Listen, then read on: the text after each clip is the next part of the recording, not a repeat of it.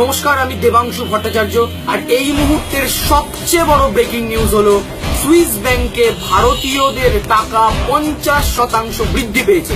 হ্যাঁ, ঠিক শুনছেন আপনি। কানটাকে আরেকটুখানি ভালো করে ঝাঁকিয়ে নিন, আরেকটু স্পষ্ট করে শুনে নিন। হ্যাঁ, সুইস ব্যাংকে ভারতীয়দের যে টাকা ছিল 2016 সালে, সেই টাকা এক বছরের মধ্যে 2017 সালে গিয়ে 50% বৃদ্ধি পেয়েছে। অর্থাৎ ভারতীয়দের জমানো টাকা ছিল সুইস ব্যাংকে 4,500 কোটি টাকা 2016 সালে, আর 2017 সালে গিয়ে সেটা দাঁড়িয়েছে 7,500 কোটি টাকা। অর্থাৎ 50% বৃদ্ধি, অর্থাৎ প্রায় হাফ বৃদ্ধি পেয়েছে। আপনাদের যদি মনে থাকে, মনে আছে যে 2014 সালের নির্বাচনী জনসভার আগে নরেন্দ্র মোদী মঞ্চ থেকে বড় বড় কথা বলেছিলেন যে সুইস ব্যাংকে ভারতীয় দুর্নীতিবাদদের যে পরিমাণ টাকা জমা আছে, সেই পরিমাণ টাকা যদি ভারতবর্ষে ফিরিয়ে আনা যায়, তবে আপনার আমার মতো সাধারণ মানুষের প্রত্যেকের অ্যাকাউন্টে 15 লক্ষ টাকা করে পাঠানো হবে। নরেন্দ্র মোদী সেই 1 টাকা তো ফেরত আনতে পারলেনই না, উল্টে 50% কালোবাজারির টাকা সুইস ব্যাংকে আরো বৃদ্ধি পেল। তাও কখন? ভালো করে শুনবেন মশাই। হ্যাঁ, নোট বাতিলের 2016 সালের পরের বছর। देशवासियों की तकलीफ समझता हूं, उनकी मुसीबत समझता हूं, लेकिन ये कष्ट सिर्फ 50 दिन के लिए है। 50 दिन के बाद हम सफाई में सफल हो गए, और एक बार सफाई हो जाती है ना, तो छोटा मोटा मच्छर भी नहीं आता है मेरे प्यारे भाइयों ना। मुझे विश्वास है मैंने लड़ाई ईमानदार लोगों के भरोसे शुरू की है।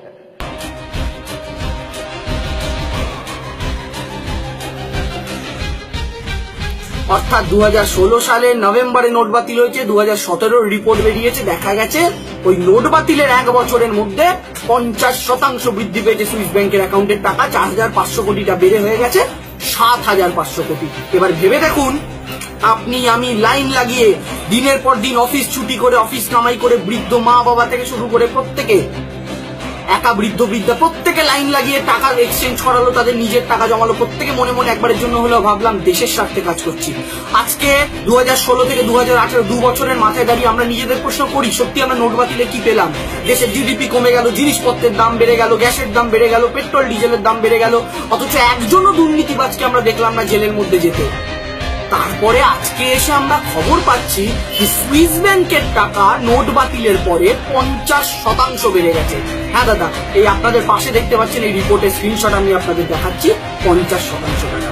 এখানেই অবাক হওয়ার শেষ হবেন না। আপনাদের আরো জানিয়ে রাখি, এই নোট বাতিলের সময় অমিত শাহ, যিনি কদিন আগে পুরুলিয়াতে আমাদের বাংলায় এসে বড় বড় ভাষণ দিয়ে গেছেন তৃণমূল সরকারকে উৎখাত করতে হবে, দুর্নীতিবাজ তৃণমূল সরকারকে, একজন দুর্নীতিবাদ জেল খাটা আসামি, যিনি সোহরাবুদ্দিন নামে একজনকে খুন করার দায় জেল পর্যন্ত খেটেছেন, সেই ব্যক্তি যার ছেলের রোজগার 16,000 গুণ বেড়ে যায় মাত্র নোট বাতিলের 1 বছর পরে, সেই মানুষ যখন দুর্নীতি নিয়ে কথা বলেন সত্যি হাসি পায়। আপনাদের আরো একটা তথ্য দিয়ে রাখি, এই নোট বাতিলের 5 দিনের মধ্যে অমিত শাহের নিজের পরিচালন সমিতি, নিজের পরিচালনায় ব্যাংক আছে গুজরাটে, সেই ব্যাংকে, সমবায় ব্যাংকে মাত্র 5 দিনে 746 কোটি টাকা জমা পড়েছে। মাত্র 5 দিনে 746। আপনাদের জানিয়ে রাখি, সমবায় ব্যাংক বাকি ব্যাংকের মতো নয়।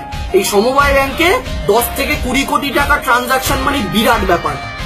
সেখানে 746 কোটি টাকা অমিত শাহ। এবং আপনাদের আরো জানিয়ে রাখি, শুধুমাত্র গুজরাটের বিজেপি যেসব বিধায়ক সাংসদরা এরকম সমবায় ব্যাংক চালান, তাদের সমস্তটা যদি আমরা যোগ করি, তাহলে 11টি ব্যাংক মিলিয়ে, 11টি সমবায় ব্যাংক মিলিয়ে 3,118 কোটি টাকা জমা পড়েছে মাত্র 5 দিনে গুজরাটের বিজেপি নেতা, মন্ত্রী, সাংসদদের। এই টাকাগুলো কার?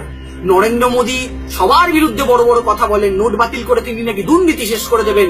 তার ক্ষমতা আছে তার এই মোটা ভাই অমিত শাহের বিরুদ্ধে তদন্ত করার, তার ক্ষমতা আছে অমিত শাহের ছেলের সম্পত্তি কি করে 16,000 গুণ বৃদ্ধি পেল তার তদন্ত করার, তার ক্ষমতা আছে তার গুজরাটের নেতা, মন্ত্রী, সাংসদদের অ্যাকাউন্টে, ব্যাংকে কিভাবে এত কোটি কোটি টাকা তাদের সমবায় ব্যাংকে জমা পড়লো তা তদন্ত করার। না, সেই ক্ষমতা নরেন্দ্র মোদী নেই। আপনাদের আরো একটা তথ্য দিয়ে রাখি, নোট বাতিলের সুফল আমরা কতটা পেয়েছি, বিজেপি কতটা পেয়েছে। নোট বাতিলের পর বিজেপির সম্পত্তি, ভারতীয় জনতা পার্টি যে পার্টির সম্পত্তি, সেটা 81% বৃদ্ধি পেয়েছে, 81%। হ্যাঁ, কানটা ঝালিয়ে ঠিকঠাক করে শুনে নিন। নির্বাচন কমিশন সূত্রের খবর, আমার তথ্য নয়, মমতা বন্দ্যোপাধ্যায় তথ্য নয়, রাহুল গান্ধীর তথ্য নয়, নির্বাচন কমিশনের তথ্য। 81% বৃদ্ধি পেয়েছে ভারতীয় জনতা পার্টির সম্পদ নোট বাতিলের পরে। আচ্ছা, নোট বাতিলের পর তো ক্যাশ ট্রানজাকশন কমে যাওয়ার কথা, নোট বাতিলের পর দুর্নীতিবাজদের জেলে যাওয়ার কথা, নোট বাতিলের পর সাধারণ মানুষের ব্যাংক অ্যাকাউন্টে সরকারের থেকে বিদেশ থেকে আনা টাকা ঢুকে যাওয়ার কথা, সাধারণ মানুষের আনন্দ পাওয়ার কথা, আর দুর্নীতিবাজদের দুঃখ পাওয়ার কথা। উল্টোটা হলো কি, সাধারণ মানুষদের কষ্ট হলো, দুর্নীতিবাজরা সুখে। কি করে? পেট্রোলের গ্যাসের দাম বেড়েছে, আমার আপনার কষ্ট। বাজারে যাচ্ছি, সবজিতে হাত দিতে পারছি না, কারণ পেট্রোলের দাম বেড়েছে, তাই লরি ট্রাক এগুলো তাদের ভাড়া বাড়িয়েছে, ফলে নিত্য প্রয়োজনীয় জিনিসের দাম বেড়েছে, গ্যাসের দাম বেড়েছে, প্রত্যেকটা জিনিসের ওষুধের দাম বেড়েছে, আমরা দেখতে পেয়েছি। আর বড় লোকদের কি লাভ হলো? তারা তাদের টাকা সুইস ব্যাংকে পাঠিয়ে সুইস ব্যাংকের টাকাকে, যেটা নরেন্দ্র মোদী ভারত, আরেকটা কথা আপনাকে জানিয়ে রাখি, এই নরেন্দ্র মোদী বলেছিলেন তিনি ক্ষমতায় এলে সুইস ব্যাংকে যাদের অ্যাকাউন্ট রয়েছে তাদের নাম প্রকাশ করবেন। হ্যাঁ দাদা, মঞ্চ থেকে উনি কথা দিয়েছিলেন। আজকে ক্ষমতায় আসার পর 4 বছর হয়ে গেল, উনি নাম প্রকাশ করেননি। বিজেপি পার্টির সূত্রে খবর, বিজেপি পার্টির লোক বলছে এমন এমন লোকের নাম সেই সুইস ব্যাংকের অ্যাকাউন্টের লিস্টে আছে যারা নরেন্দ্র মোদীর খুব কাছের শিল্পপতি বন্ধু। তাদের নাম যদি প্রকাশ করা হয়, তাহলে নরেন্দ্র মোদী আর 2019 সালে ভোটে লড়ার জন্য পয়সা পাবেন না, যেটা দিয়ে উনি আব কি বার মোদী সরকার, মোদী কো লায়েঙ্গে, अच्छे दिन आएंगे যে প্রচারগুলো করেছিলেন, যে খরচাগুলো তো শিল্পপতিরা দেয়, বন্ধু শিল্পপতিরা, তারা দেবেন না সেই নাম প্রকাশ করলে। তার মানে নরেন্দ্র মোদী তার শিল্পপতি দুর্নীতিবাজ বন্ধুদের আড়াল করছেন। কিভাবে? শুধু নীরব মোদী, ললিত মোদী না, যাদেরকে নরেন্দ্র মোদী বিদেশে পালিয়ে যেতে সাহায্য করেছেন ভারতের টাকা লুটে। মেহুল চোকসি, যাকে নরেন্দ্র মোদী, যার বিরুদ্ধে টাকা তছরূপের অভিযোগ আছে, জেনেও মঞ্চ থেকে মেহুল ভাই বলে সম্বোধন করে। আমার প্রশ্ন, সুদীপ্ত সেনের পাশে থাকার জন্য যদি মদন মিত্র অ্যারেস্ট হতে পারেন, তাহলে মেহুল চোকসিকে মেহুল ভাই বলে ডাকার জন্য নরেন্দ্র মোদী কেন ডাকাতির দায় অ্যারেস্ট হবেন? এই প্রশ্ন আমরা আজকে করতে চাই। মনে করে দেখুন, সমস্ত শিল্পপতিরা একে একে টাকা নিয়ে থেকে গেছে, আর আজকে দাঁড়িয়ে সুইস ব্যাংকের ভারতের সম্পত্তি, ভারতীয়দের কন্ট্রিবিউশন 50% বেড়ে গেছে মশাই। হ্যাঁ, 50%। আমার আপনার মাথার ঘাম পায়ে ফেলা টাকা, তাও নোট বাতিলের 1 বছর পরে। অমিত শাহের ব্যাংক অ্যাকাউন্টে পরিচালিত সমবায় ব্যাংকে কোটি কোটি টাকা ঢুকেছে। বিজেপির সম্পদ 81% বেড়ে গেছে। এবং আপনাদের জানিয়ে রাখি, ভারতের প্রথম 5 জন বড়লোকই এখন গুজরাট থেকে আসে, যেটা নোট বাতিলের আগেও ছিল না। অর্থাৎ নোট বাতিলের পরে ভারতের প্রথম 5 জন বড়লোকই এখন গুজরাটের হয়ে গেছে। ভেবে দেখুন না নোট বাতিলটা কাদের জন্য হলো। তথ্য তো আপনার সামনে।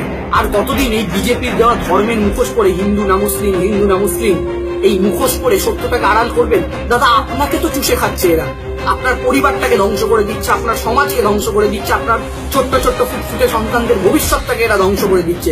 তবে আপনি যেদিন বুঝতে পারবেন, যেদিন ধর্মের নেশাটা আপনার কাটবে চোখের সামনে থেকে, সেদিন দেখবেন পুরো রাজ্য, পুরো দেশটা শ্মশান হয়ে গেছে। তার আগে যাদের বিবেক আমার মতো একবারের জন্য জেগেছেন, তারা প্লিজ রুখে দাঁড়ান। সামনে 2019, এই নোট বাতিলের নামে আমার আপনার জীবনের সাথে, আমার আপনার সময়ের সাথে, আমার আপনার বিশ্বাসের সাথে যেভাবে ছেলে খেলা করা হলো, যেভাবে ছলচাতুরি করা হলো, তার জবাব এই নরেন্দ্র মোদী, অমিত শাহদের আমাদের মুখের উপর দিতেই হবে। জয় হিন্দ, বন্দে মাতরম। দেবাংশু ভট্টাচার্য এই ভিডিওটা এত শেয়ার করবেন যেন অমিত শাহের দিল্লিতে তার ফেসবুক আইটি সেলের ফোনে পর্যন্ত এই ভিডিওটা ঢুকে যায়। জয় হিন্দ, বন্দে মাতরম। দেবাংশু ভট্টাচার্য ভিডিওটা দেখার জন্য অনেক অনেক ধন্যবাদ। সত্য মানুষের ঘরে ঘরে পৌঁছে দিন। ভারত মাতা কি জয়।